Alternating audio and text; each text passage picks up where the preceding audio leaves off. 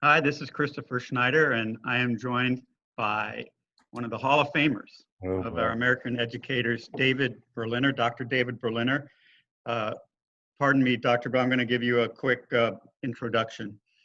He is the Regents Professor of Education Emeritus at Arizona State University. He has taught on 3 different continents. He is the winner of the Brock Award, the American Educational Research Association Award, and the Friend of Education Award by the NEA. He's also the co-author of Manufactured Crisis. It's so big I had to pick it up with 2 hands. And he's a fellow Bruin. How are you, Doctor? Hi. Good, Christopher. Good to be with you. Thank you for joining us. Let's get right to it. What does it mean to be a teacher in 2020? Well, let's go back to 1930 in order to answer that. At that time, if you knew your subject matter and you got up front and recited it, and kids got it or didn't get it, you were done. You met the job requirements. Um, so geometry or literature or diagramming sentences, if you did that, you were a good teacher. It didn't matter what kids learned. Okay, along the way, we realized that we really ought to be checking on what kids learn from all this. And so the testing movement started and showed us that a lot of kids weren't learning stuff. And teachers along the way, from let's say 1930 to maybe 1950, there were transitions into teachers more as, I don't want to use the word social worker, but I don't know a better one to use. Kids were needy, and you just can't teach when a kid is hungry. So the school had to provide lunches and free lunches. The teachers had to meet with parents and talk about how to raise children. And teachers had to take on um, more of a child psychologist role, maybe. And then high school teachers less so, but certainly elementary teachers had to change from content to more social work oriented. In junior high, in between, we worried about adolescents. High school teachers didn't change much at all, but high school changed a little bit, but the teachers were still content oriented. So today, what would be the traits of professionalism that you would like to see in new educators? Well, I'd like to be sure that they've had enough um, content training so that they can actually teach reading in some sort of scientific way. I don't think reason I say sort of scientific is we have a science of learning. We have proven methods. None of them will work as prescribed in a class of 30 kids, many of whom are poor and come from homes that are hungry or this sort of thing. So I'd like teachers to have the science of learning down with the full understanding that just because they have that, that's not going to make them a great teacher. They have to have other qualities, including the ability to relate to the kids. And it's very hard to learn from someone you don't like or someone who you think is tough, or in this day and age, someone who you think is prejudiced because you're black or Chicano. It's very hard to learn from such a person. So what are some of the things you'd like to see teachers do to advocate for students and for families in need, like you mentioned? Well, I would, I mean, the notion that we pay teachers for 9 months or something seems silly. I knew teachers who before school, the 2 weeks before school, visited the homes of every kid they were going to get in that fall. Well, that strikes me as very sensible. I do, when schools have half days, they often do in-service training. I would make those half days where teachers go back and visit families and talk about their kids. Um, uh, I don't know if you grew up with an auntie who took care of you or an uncle who took care of you. I grew up in a family where others were interested in you, and an uncle would whack you in the head or give you $10 if you got an A. What we need are relationships between teachers and families that have those characteristics. We're there for the kids. My wife did a study of a school, a bilingual school, and one of the teachers was really nasty to a kid. And my wife questioned the teacher.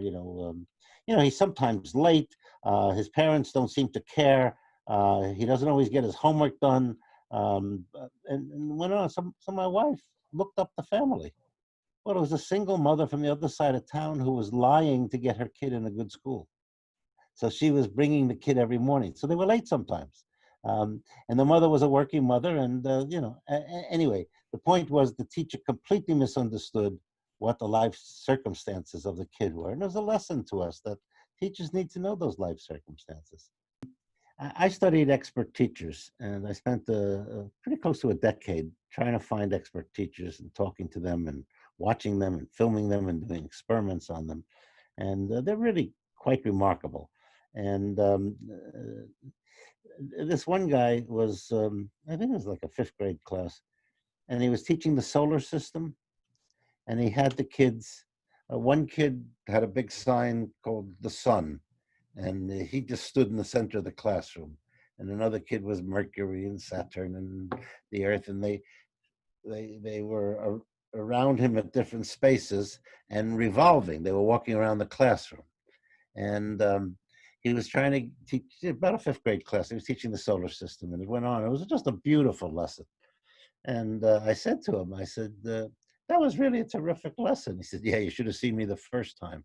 And I said, what do you mean? And he said, well, the first year I taught the solar system, nobody understood a word I was saying. Everybody got everything wrong. So I made notes that when I teach it again, try something different. And he said, the second year I bombed also, but it was a little better. In the third year, I figured out that this would be the way to do it. By the fourth year, I had this great lesson on the solar system. And it turned out my experts kept notes of lessons that bombed. Okay, almost all of them had a note that said, when you're teaching two-column addition with regrouping, don't do this again. So when a teacher only gets one shot at it per year, and then they have to wait a year to try it again. A batter, a football player, a golfer can keep doing it till they get the swing right, okay? So a teacher if you're going to be a teacher, I would say journaling at the end of lessons so that you can look at that journal the year after and say what you did wrong and what you did right, so that the third year you'll be a good teacher. That's very good advice. Well, it's my lesson from the experts. They were the ones who told me, and I mean expert. This was a remarkable group of people. So anyway, now you have some colleagues you're working with too, right? Yes, yeah. This is a clinical group, so I'll present this interview in a group setting later this week, and then I'll use a portion of it for our weekly project. Okay. But we're all different subjects, but we all have in common to study to become an extraordinary teacher. And the head of the department that we're in is tremendous. His name's Christian Zankoff. Okay. Well, you George Mason University? George Mason. Yeah. Okay. Well, I welcome to the profession. Thank you. I kind of stumbled into it. I was an experimental psychologist, and I had done one research study that had some educational implications. And so I applied to be an experimental psychologist at Stanford, and they turned me down. But because I had done that one study in education, they passed my papers over to the School of Education as a courtesy. And the School of Education took me. I'd never applied to it. And, you go to Stanford, you look at the arches, you look how pretty it is, you say, oh, what the hell, I'll go here, Yeah. So I became an educational psychologist, and I've never been unhappy because the chance to use my scientific training as a psychologist to help people, to help the schools, that's just a wonderful chance. The chance to be a teacher, so many students I've had. So welcome to the profession. It beats the hell out of anything else. You just won't make a lot of money. I think everyone's aware of that and willing to put forth the effort just to help society. It's very honorable, and that's important to be able to look in the mirror in the morning. So, nice to meet you. Nice to meet you too, Doctor. Thanks so much. Okay, give me I'll my, stop the recording and then we can talk a little more.